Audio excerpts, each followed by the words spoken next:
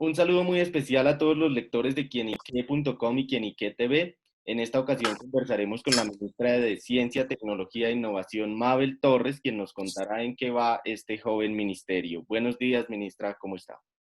Buenos días, Juan Felipe. Un saludo muy especial a todos los televidentes y a los lectores de Quién y Qué. Ministra, este ministerio pues lleva apenas 8 meses de creación. Aún la gente, los colombianos no tienen muy apropiado este ministerio, digamos, en su cabeza. A mí me gustaría empezar con que nos explicara qué es este ministerio, cuáles son sus funciones y cuál es su misión en el país. Bueno, entonces, como tú decías, Juan Felipe, este es un ministerio que el decreto se firmó el 5 de diciembre del año pasado, pero empezamos realmente fuerte este año. Yo me posesioné el 11 de enero como la primera ministra de Ciencia, Tecnología e Innovación, lo cual es un gran honor, de verdad, esta responsabilidad, sobre todo por el propósito que debe cumplir en el ministerio, el de cumplir con esta gran misión de construir una sociedad de conocimiento desde el conocimiento, desde la investigación, desde la tecnología, articulando todas las acciones de innovación para generar, por un lado, más conocimiento, pero también valor agregado. Entonces nosotros tenemos misiones como muy claras, y una de ellas es construir y dar directrices sobre las políticas públicas de ciencia, tecnología e innovación. Eso significa articular a los diferentes actores del sistema, porque tenemos un gran reto, y este gran reto es construir un ecosistema y consolidar un ecosistema de investigación, innovación y emprendimiento, en donde los 4 actores del sistema estén siempre articulados: las instituciones de educación superior, el Estado, el sector productivo y la sociedad. Entonces, en esta gran misión, por un lado, está apoyar, fortalecer, motivar, invertir y dar direccionamiento sobre las líneas de investigación que el país requiere para seguir creciendo. Pero por el otro lado, también dar las directrices, construir las estrategias y las políticas públicas que nos apalanquen al sector productivo, de tal manera que nosotros logremos como país pasar de un país de ser proveedor de commodities y de materias primas a ser un país con generación de valor agregado. Esto nos pone en otro estatus, y pues la misión del ministerio es que esto se hace con ciencia, tecnología e innovación. Pero también tenemos una misión muy importante, y es una misión que casi no se palpa, que casi no se saborea, y es la de la apropiación social del conocimiento. Nosotros debemos lograr, de alguna manera, que el conocimiento genere un impacto sobre la sociedad, que haya una transformación social, que este conocimiento sea captado, sea usado, sea apropiado, pero sobre todo que el conocimiento se movilice, que tengamos esta gran, que podamos cumplir con este gran desafío de que gestionemos el conocimiento. O sea, Colombia tiene mucho talento, los investigadores han logrado con sus propios recursos y con recursos del Estado generar conocimiento. Sin embargo, no hay mucha apropiación de él, y eso es un poco de las misiones también que tenemos, que no se palpa, que no se conocen, que no se saben del ministerio. Y quiero cerrar con esto, Juan Felipe, porque como es un ministerio nuevo, siempre nos están asociando con Internet, nos están asociando con infraestructura tecnológica, y nosotros no tenemos esa misión. Esa es una misión del Ministerio de las Tecnologías y la Información, pero claro, nosotros usamos estas herramientas para poder cumplir también nuestra misión. Ministra, ¿qué se ha hecho en estos 8 meses de creación del ministerio? ¿En qué han avanzado? ¿Cuál ha sido su labor durante estos primeros meses del ministerio? Bueno, tenemos 2 frentes, lo podríamos llamar de esta manera. Un frente es lo estratégico, pero tú sabes, Juan Felipe, que nosotros arrancamos el ministerio en enero, y en marzo se hizo la declaración de la emergencia sanitaria, social, económica y ambiental. Entonces, claro, estábamos en un proceso de transición, y ese proceso de transición significaba primero organizar los procesos. Y eso fue una de nuestras primeras misiones, que todavía estamos en ello, claro, porque un proceso no se cambia de la noche a la mañana. Lo segundo fue imprimirle al ministerio una nueva dinámica frente a los instrumentos, de cómo se ejecutan los instrumentos que nosotros tenemos. Esto es decir, las convocatorias, el acompañamiento, la asesoría a todos los actores de nuestro sector. Entonces estábamos justo organizando el ministerio, llega la pandemia, pero nosotros lo abordamos desde dos frentes. Uno fue la atención inmediata a la pandemia y lo otro es lo estratégico. ¿Y lo estratégico qué es? La construcción de las políticas públicas. Entonces, a hoy podemos decir de verdad con mucha felicidad que primero ya tenemos una política de apropiación social del conocimiento, que es una de nuestras misiones, que ya fue puesta en consulta pública, que fue retroalimentada, comentada, y en este momento estamos en el ejercicio de la inclusión de esos comentarios para firmarla. Y esperamos que en este mes, a más tardar en el mes de octubre, firmemos esa política y ya el país la pueda usar y todos los actores la puedan usar. El segundo compromiso estratégico es la política pública de ciencia, tecnología e innovación, o sea, el COMPES, que es un COMPES que además hay que decírselo al país, lo hemos denominado un COMPES inclusivo y con enfoque diferencial. Eso es muy importante para el país. ¿Y por qué es importante? El país es un país de regiones, por un lado, pero por el otro lado, el país también es un país que tiene muchas inequidades. Y la misión de Sabio y el ministerio están afrontando dos retos y quieren afrontar tres retos: equidad, Colombia biodiversa y Colombia productiva y sostenible. Entonces, como hay tantas inequidades, pues tenemos que construir una política pública que sea equitativa, con inclusión y con enfoque diferencial. ¿Esto qué significa? Esto significa que nosotros tenemos que establecer estrategias y recomendaciones específicas para ciertos sectores. Uno de ellos, por ejemplo, es mujer. Tú sabes todo el entorno que tenemos como mujeres cuando queremos ser científicas e ingenieras. Hay un constructo social y además hay una baja oferta y oportunidades para las mujeres en la ciencia. Entonces, uno de esos sectores que queremos atender y hacer recomendaciones específicas mujeres, pero también está el tema de etnias, el acceso a la información, a actividades de ciencia, tecnología e innovación para las comunidades étnicas y las poblaciones rurales es complejo, ha sido complejo. Y esto se ve también mucho en cómo han sido las inversiones. Las inversiones en las regiones han sido menores y cuando de las regiones nos vamos a los sitios más profundos de Colombia, pues ahí el impacto de la ciencia, la tecnología y la innovación ha sido menos. Y además, el reconocimiento de estas diferentes formas de producción de conocimiento no se ha valorado. Y eso es una cosa que el país tiene que aprovechar, porque cuando conversamos y construimos de manera horizontal, pues vamos a ganar todos como país. Hay otro sector también muy importante en ciencia y tecnología, las poblaciones en condiciones de discapacidad. Entonces, con la política pública, lo que queremos es aportarle a eso, a disminuir esas brechas de inequidad. Así que la próxima semana, a partir del 14 de septiembre, ya estaremos en diálogo de esta política que está publicada, colgada en la página del DNP y está colgada también en nuestra página. Así que para nosotros eso es un gran logro, tener la primera política de ciencia, tecnología e innovación con enfoque diferencial e inclusiva es un gran logro para el país. Y esperamos estarla firmando a finales de noviembre y diciembre. Esa es nuestra meta y queremos lograrlo.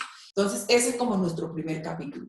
Y nuestro segundo capítulo fue la atención a la pandemia, que fue fortalecimiento regional a través de implementación de laboratorios. Estamos en el proceso de implementar 90 laboratorios de biología molecular, de bioseguridad tipo 2 y 3. El país contaba solamente con 14 laboratorios de bioseguridad tipo 3. Ahorita se van a fortalecer y a construir 42 proyectos más. ¿Y esto qué significa? De pronto no entendemos la importancia de esto. Pero la importancia, ¿cuál es? Que vamos a incrementar nuestra posibilidad de hacer investigaciones de mucho más nivel por tener estos espacios, por tener talento humano entrenado, materiales, equipos de alta tecnología, reactivos, insumos. O sea, estamos facilitando y generando un entorno en que la investigación y el diagnóstico en salud se fortalezcan. Entonces, un primer objetivo de este fortalecimiento es el diagnóstico en COVID, que además lo que queríamos era acercar un laboratorio a cada colombiano. Tú sabes la complejidad que tiene nuestro país por las topografías, por las conexiones, y pues la gente se va a sentir tranquila de tener un laboratorio de diagnóstico y de investigación que además nos van a servir para otras enfermedades, chikungunya, malaria, dengue, zika, o sea, todas esas enfermedades además endémicas que necesitamos conocer más de ellas para erradicarlas y darles un mejor tratamiento. Entonces, esto fue un gran logro porque lo logramos tanto en la convocatoria de laboratorios de biología molecular como en la MinCienciathon. Y esa MinCienciathon atendió 5 desafíos que identificamos además a través de diálogos con diferentes expertos, pero también con personas de las regiones. Y estos expertos fueron nacionales e internacionales. Y el ministerio definió 5 diálogos, que ahorita nos damos cuenta que también luego fueron incorporados por otros países y nosotros definimos como líneas estratégicas. Salud pública, o sea, comprensión de la enfermedad y modelos de atención, tratamiento y prevención, dispositivos, diagnóstico y plataformas de monitoreo. Y esto fue muy importante porque después de Alemania fuimos el primer país de Latinoamérica que abordamos los desafíos a través de una convocatoria como esta. Nosotros lo hicimos 2 días después de Alemania, que es un país rico, que además tiene una plataforma de investigación e innovación pues muchísimo más consolidada que la nuestra, y lo hicimos justo el día que inició la pandemia. Nosotros estamos apostando a una sociedad del conocimiento y la pandemia nos mostró que estábamos desprovistos de muchas cosas. No producimos equipos, no producimos reactivos, no producimos insumos, no teníamos un protocolo establecido, pues adoptamos un protocolo que ya es universal y eso es una ventaja, pero no teníamos los insumos, entonces nosotros también tenemos que apostarle a la soberanía científica y tecnológica. Y este ejercicio fue el ejercicio más bonito que yo creo que ha tenido el país de articular conocimiento con empresas, que aparecieron todos los actores innovadores, creativos, jóvenes, investigadores, y al final la articulación que tanto soñamos con las empresas se dio, y entonces ahora las empresas y el producto no solamente llega a un nivel de prototipo de laboratorio y precomercial, sino que ya está al servicio de la sociedad. Ministra, pues como usted ya lo mencionó, tiene la misión de crear la primera política de ciencia, tecnología e innovación en el país. Esa política se va a crear con una convocatoria pública que se cierra la próxima semana y que va a iniciar los diálogos. ¿Cómo les fue con esa convocatoria y cómo será ese diálogo para definir la política? Bueno, entonces primero, Juan Felipe, decirte que llevamos ya casi 4 meses trabajando en los diálogos internos con los diferentes organismos del Estado, especialmente con DNP. Sin embargo, también la articulación con el Ministerio de Salud y el Ministerio de Educación, pues porque la política, nosotros nos conectamos mucho a través de la investigación con estos 2 ministerios, diálogos también con el Ministerio de Agricultura, pues porque investigación también le apuesta además de productividad. Entonces, estos 4 meses hemos estado construyendo desde los documentos existentes. Por ejemplo, uno de nuestros insumos fue el documento de la misión de sabios. Otro insumo fue el documento producido por las academias de Desafíos y Retos Colombia 2030, y entre otros insumos, el libro verde y la política de crecimiento verde. Entonces, estuvimos en discusiones para tener el diagnóstico. Ya tenemos el diagnóstico con estrategias y recomendaciones. Y por el otro lado, el diseño de la metodología. Entonces, ahorita, ¿cómo va a funcionar? Ya está todo este diálogo, de hecho, al interior del ministerio, en las diferentes direcciones, porque como te decía, nuestro propósito es construir desde la co-creación, desde la sinergia. Entonces, no solamente se involucra quien tiene la responsabilidad de hacer la política pública, sino con la mirada de todas las direcciones. Y entonces, ya tenemos este primer diagnóstico, y ahora nos vamos a diálogos. ¿Y cómo seleccionamos nosotros estos diálogos? Pues en principio queríamos hacer muchos diálogos, ser muy inclusivos, pero bueno, también sabemos que tenemos una limitación logística de tiempo. Al final decidimos ser muy concretos y poder tener esta visión de inclusión, pero también de los diferentes actores. Entonces vamos a hacer 15 diálogos. Y en los diálogos, por ejemplo, hay actores como el sector productivo, la misión de sabios, que ha estado construyendo rutas, construyendo mapas y dando direccionamiento a través del trabajo que se hizo el año pasado. Tenemos un diálogo con jóvenes. Para nosotros es muy importante escuchar cómo se sienten los jóvenes y los niños en medio de una política, sobre todo porque nosotros tenemos muchos programas de vocaciones científicas. Ondas, por ejemplo, ahora vamos a lanzar un concurso que se llama Expresarte Conciencia. Tenemos un programa que se llama Más Mujer, Más Equidad, más Mujer, Más Ciencia, Más Equidad. Entonces, todo esto es joven y yo creo que Colombia tiene una gran oportunidad en construir desde las vocaciones científicas estos agentes de cambio que van a ser referentes y que finalmente van a ser la voz de la ciencia. Yo siempre digo, los actores, las actrices, los cantantes, se venden solos, ¿no? O sea, hay muchas profesiones que se venden solos, la ciencia no, porque nosotros estamos paniqueados frente a los temas de ciencia. Entonces, escuchar la voz de ellos es muy importante. Tenemos un diálogo con directores de conciencia, tenemos otros diálogos con comunidades indígenas, tenemos otros diálogos con comunidades afro, raizales y palenqueras. Entonces, son diálogos muy estratégicos que finalmente nos van a producir los insumos para aterrizar la política pública. Pues, ministra, usted me hablaba de que los artistas y los músicos se venden solos y de alguna manera a los científicos les queda un poco más difícil esa tarea. ¿A usted también le ha sido un poco un reto vender la idea del ministerio, vender la política de ciencia del ministerio? Incluso desde el Congreso llegaron a pedir un cambio en la dirección del Ministerio de Ciencia, Tecnología e Innovación. ¿Por qué cree que se ha dado eso y por qué cree que se ha tardado tanto la política? ¿O por qué cree que los congresistas consideran que la política se ha tardado mucho tiempo en estar definida? Justo eso, Juan Felipe, y agradecerte a ti por este espacio. Nosotros necesitamos hacer una labor de pedagogía, porque se necesitan tiempos, o sea, y en ciencia además se necesitan tiempos. Desde que uno formula una hipótesis hasta que tiene un resultado, pues pasa tiempo. Y nosotros queremos también hacer pedagogía en el sentido de que una política pública no se construye en 2 meses. Podemos ver el historial de las políticas públicas construidas en Colombia, o sea, no hay ninguna política que se haya construido en menos de año y medio. De hecho, creo que si nosotros logramos tener esta política pública en diciembre, estamos rompiendo ese récord de tener una política pública ágil y rápida, ¿no? Entonces, primero, desconocemos un poco la misión del ministerio y desconocemos también los tiempos de la ciencia, la tecnología y la innovación. Y claro, cuando no tenemos la información, cuando no tenemos los datos, cuando no conocemos el sector, pues podemos señalar y criticar. Y yo digo que yo soy una funcionaria pública, además soy un ser humano y como científicos, los científicos, sin ser funcionarios públicos, estamos expuestos a que haya críticas. Sin embargo, yo creo que es momento de hacer un llamado y decir las críticas se deben hacer desde el conocimiento y con la información y no desde el conocimiento, porque podemos cometer muchos errores. Entonces, parte de estos errores es pedirle al ministerio resultados en un tiempo en el que no era posible tener una política pública. Y segundo, también es no conocer lo que el ministerio estaba haciendo. Y yo reconozco también, y reconocemos esa debilidad que tuvo el ministerio y fue la de informar.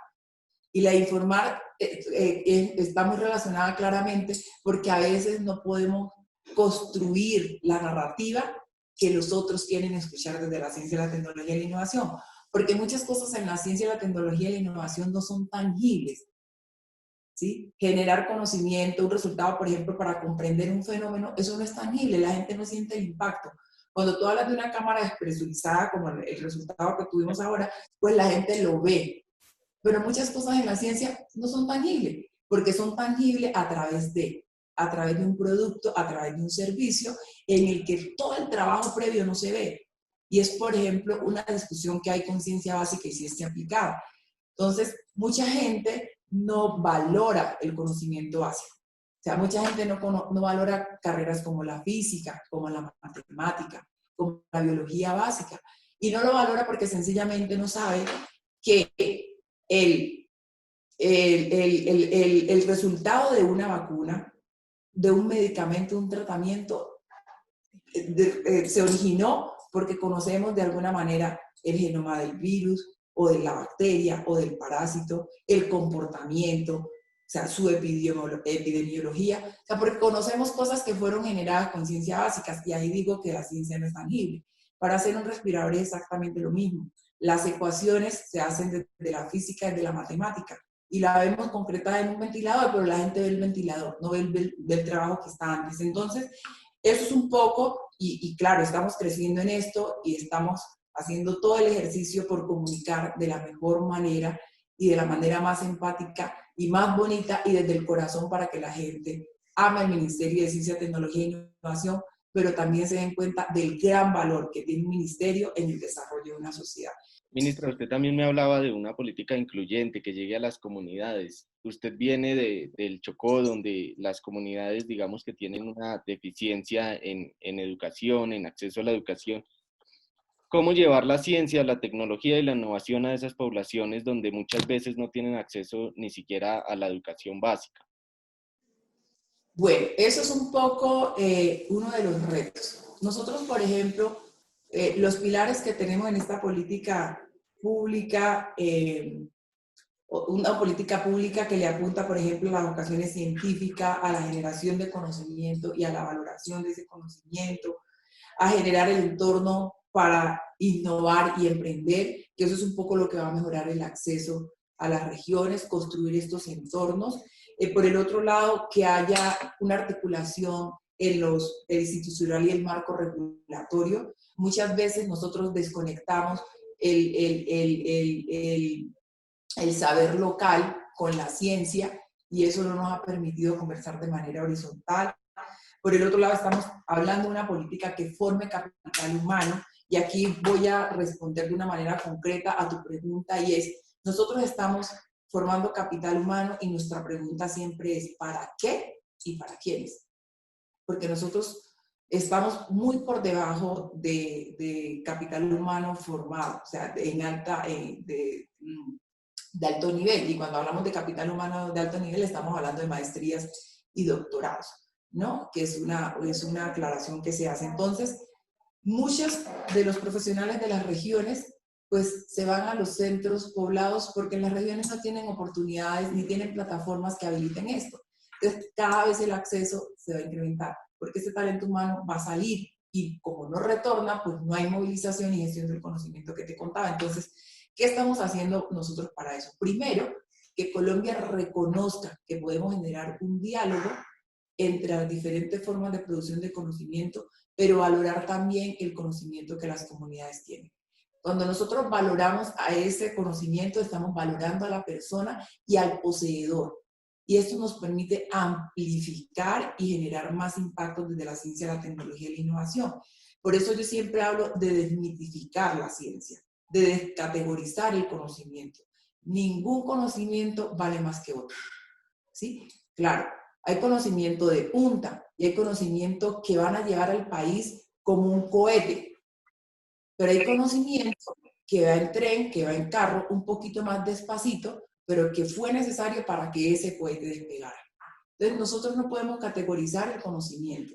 Por lo tanto, dándole valor a los conocimientos que hay en el territorio, pero sobre todo a sus activos, va a permitir que podamos hacer una mejor interacción entre ciencia y territorio.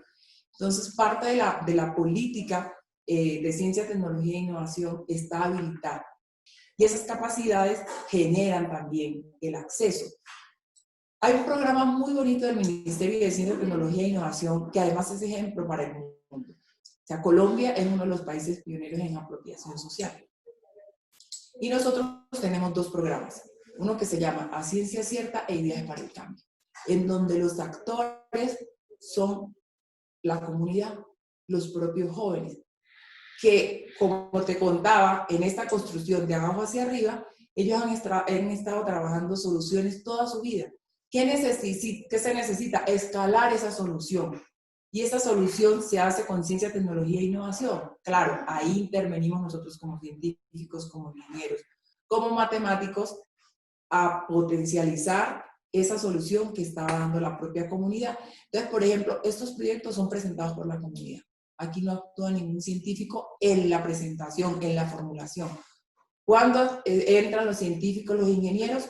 Cuando la solución ya está formulada, concretada, y entonces entran a ayudar a ese proceso de escalamiento.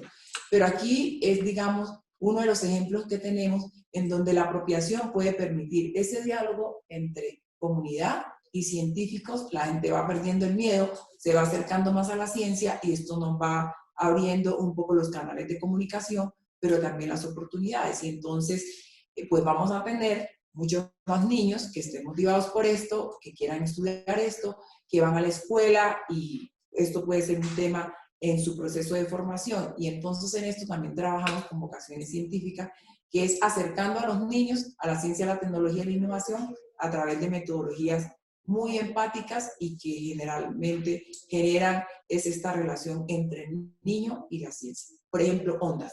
¿Sí? Entonces, eso es un poco mejorar el acceso, desmitificando esto que siempre vemos como inalcanzable.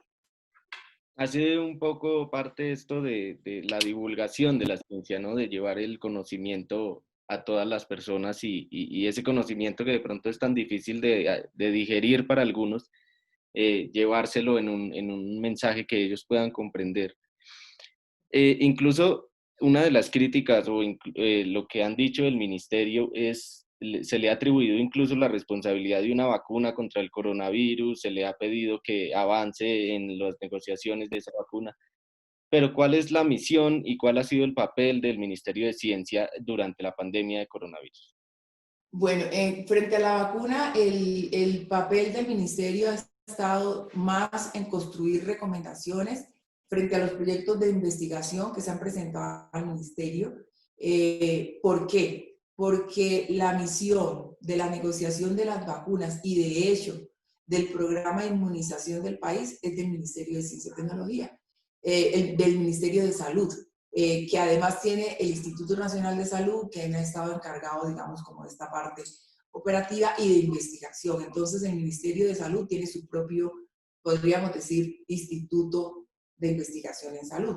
Entonces, nosotros, por ejemplo, nuestras acciones estuvieron o están relacionadas, creamos, por ejemplo, un comité de expertos para recibir recomendaciones frente a las propuestas que se presentaron de tratamiento y prevención y frente a un proyecto de vacunas que hay. Y además, nuestro ejercicio también está en participar en estas mesas de diálogos que ha creado la Presidencia de la República, pues para dar nuestros aportes frente a una estrategia que el Ministerio de Salud diseñó. Y que participamos otros ministerios, pero finalmente el liderazgo de este tema en especial es del Ministerio de Salud. Claro, y el papel del ministerio, pues ya me ha comentado varias funciones del Ministerio de Ciencia para la pandemia de coronavirus, como la licenciatón, la convocatoria con miras a la pospandemia, las cabinas despresurizadas y llevar los laboratorios de diagnóstico a los municipios. Me gustaría que me hablara de esas cabinas despresurizadas, qué son, cómo las han logrado distribuir, cómo se lograron crear y pues cuál ha sido esa misión. Bueno, hay varios proyectos de la MinCienciatón que van a dejar resultados muy importantes para el país, sobre todo resultados en generación de nuevo conocimiento e innovaciones, como esta que tú mencionas, que son las cámaras despresurizadas. Y esta cámara está orientada específicamente a disminuir el contagio en profesionales de la salud y a tener un mejor tratamiento con los pacientes de COVID. Tiene varias diferencias entre las diferencias que existen entre esta nueva cabina y las que ya existen en el mercado, es su adaptación y la flexibilidad que se puede tener para usarlas en ambulancias terrestres y en ambulancias aéreas. Pero hay un conocimiento que se está generando ahí y es las condiciones internas de la cabina, o sea, el manejo que se está dando y el control que se hace de las variables de temperatura, por ejemplo, de aire, son una innovación en estas cabinas. Y lo otro que es importante decir es que son menos costosas, o sea, se logró reducir costos frente a las que ya hay en el mercado. Entonces, con el proyecto que tuvo una inversión de aproximadamente 700 millones de pesos, se lograron construir 40 cabinas que se van a distribuir en sitios de alta vulnerabilidad y complejos, por ejemplo, los Llanos Orientales, Nariño, el Amazonas, La Guajira, el Chocó, y la idea es que se puedan escalar, porque también en esta alianza hay una empresa ha también aportado conocimiento, además de su infraestructura, y bueno, ya es una cabina que va a estar al servicio de la sociedad. Ministra, yo de pronto la pongo contra las cuerdas un poco, usted, y me devuelvo a la respuesta anterior que usted me estaba dando de que los 420 millones de pesos que hay para los 20.000 420 mil millones, casi medio billón. de pesos que hay para financiar estos proyectos de miras a la pospandemia, pues es casi o sea, el gobierno decidió prestarle a Bianca casi 3 veces ese dinero. ¿No cree usted que se pudo invertir un poco mejor ese dinero o se puede destinar un poco más de dinero a la ciencia, la tecnología y la innovación, que precisamente es el ministerio que nos puede ayudar a superar la pandemia? No, bueno, de hecho nosotros estamos trabajando en, bueno, primero contarte, Juan Felipe, que nosotros tenemos dos formas de financiación de la ciencia, la tecnología y la innovación. Bueno, tenemos más, pero institucionales tenemos dos. Una que es el presupuesto general de la nación, que como tú bien sabes es el presupuesto más bajito de todos los ministerios, es un presupuesto muy pequeño, y que además fue el presupuesto que venía de Colciencias, y el otro que es el presupuesto del Sistema General de Regalías del Fondo de Ciencia, Tecnología e Innovación, que fueron 2.8 billones. Esta es una inversión alta de regalías en el bienio anterior, 2020 y 2019, ¿no? Estos años. Pero nosotros estamos haciendo todo el esfuerzo y las gestiones que se requieren para incrementar. De hecho, nosotros ya radicamos nuestro anteproyecto de ciencia, tecnología e innovación, en donde estamos pasando de 362 mil millones de, 362 mil millones de pesos a 760 mil millones de pesos aproximadamente. Entonces, sí, sabemos que necesitamos más inversión en ciencia, tecnología e innovación, pero justo es una inversión que en medio de la transición se tiene que adecuar a otros proyectos. Y estamos de acuerdo, hay que hacer más inversión, pero hay una cosa muy importante y que también a mí me parece de relevancia, es que tenemos que generar más sinergias para poder hacer más eficiente el uso de los recursos. Pero por el otro lado también, Juan Felipe, es poder captar la atención, la motivación y la disposición de las empresas a invertir más en ciencia, tecnología e innovación. Porque yo digo que incrementar la inversión no solamente está desde el presupuesto que tenemos institucional, sino lograr determinar estrategias y trazar estrategias para que el sector productivo también invierta. Hay una estrategia para llamar la atención de ese sector productivo y son descuentos en los impuestos, ¿no? El 50% de descuento. ¿Cómo funciona esa estrategia? Tenemos varias estrategias, no tenemos solo eso, nos hemos vuelto muy buenos en construir estrategias para construir sinergias. Hay una, por ejemplo, que es la que tú comentas, que es la de beneficios tributarios. Y acabamos justo en julio de firmar el decreto de crédito fiscal, el 1011, que le da acceso a las MIPYMES al 50% por inversión en proyectos de desarrollo tecnológico y por 50% por incorporar recurso humano de alta formación en sus empresas. Esto básicamente lo que buscan los beneficios tributarios es mejorar la competitividad y la productividad, porque estos recursos deberían ser orientados a actividades de innovación, de generación de conocimiento, de transferencia de apropiación, que incremente en las empresas la productividad y la competitividad en varios frentes, en la organización, en los productos, en los servicios. Entonces, le apostamos a eso. Estamos haciendo, como dicen en la costa pacífica, una relación de congeneo. O sea, estamos enamorando a las empresas para que cada vez más puedan incorporar la ciencia, la tecnología y la innovación. Yo sé que las empresas saben que la ciencia, la tecnología y la innovación son un instrumento y una herramienta importante, pero a veces no lo aplican, porque como te contaba, hay que desmitificar esto y se ve algo muy lejano, ¿no? Entonces muy pocas empresas se arriesgan. Pero entonces, beneficios tributarios es un instrumento que tiene varios mecanismos. Por ejemplo, hay un mecanismo de donación en el que una empresa dice: voy a donar al Fondo Francisco José de Caldas 1.000 millones de pesos para que el fondo invierta en actividades de ciencia, tecnología e innovación en este sector, o como se defina. Por eso tienen una exención de beneficios tributarios. Pero hay otra, por ejemplo, que es por inserción de doctores, otro mecanismo. Hay otra que es por inversión en actividades de ciencia, tecnología e innovación. Pero hay otra herramienta importante en el ministerio, la inserción de doctores. El ministerio este año está invirtiendo en 400 doctores de estancias postdoctorales en las empresas, pagadas por el Ministerio de Ciencia, Tecnología e Innovación. Se pagan con recursos de la nación, ¿sí? Como una apuesta de país.